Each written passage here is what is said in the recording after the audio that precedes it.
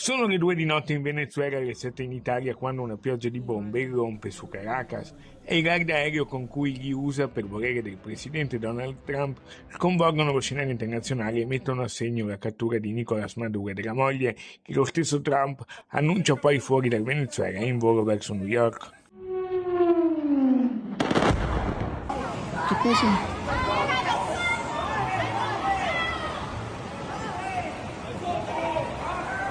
Assolutamente. In Venezuela risiede la terza comunità italiana dell'America Latina, con circa 160.000 nostri connazionali residenti, tra i quali molti veneti, e anche il cooperante veneziano Alberto Trentini, da oltre un anno purtroppo prigioniero nel carcere di El Rodeo, senza alcuna accusa formale.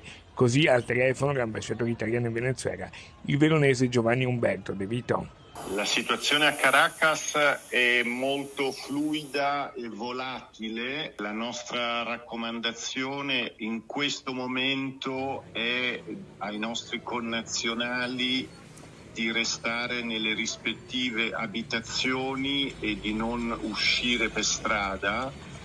Ovviamente la nostra priorità assoluta è l'incolumità e la sicurezza dei connazionali. Trentini intanto resta in carcere come tutti gli altri prigionieri politici, ma la situazione è in evoluzione. Il vicepremier Antonio Tajani, ministro agli esteri, ha garantito la massima attenzione per i nostri connazionali e al lavoro con tutta la Farnesina. Anche il presidente del Veneto Alberto Stefani ha parlato al telefono con il ministro Tajani e ha espresso l'auspicio che al più presto Alberto possa ricongiungersi con la sua famiglia e la sua terra. Lo aspettiamo, ha detto, in silenzio, mamma Armanda, operoso silenzio e preghiera. Per gridare insieme liberate Alberto Trentini, perché noi attendiamo solo quella telefonata, la telefonata della liberazione.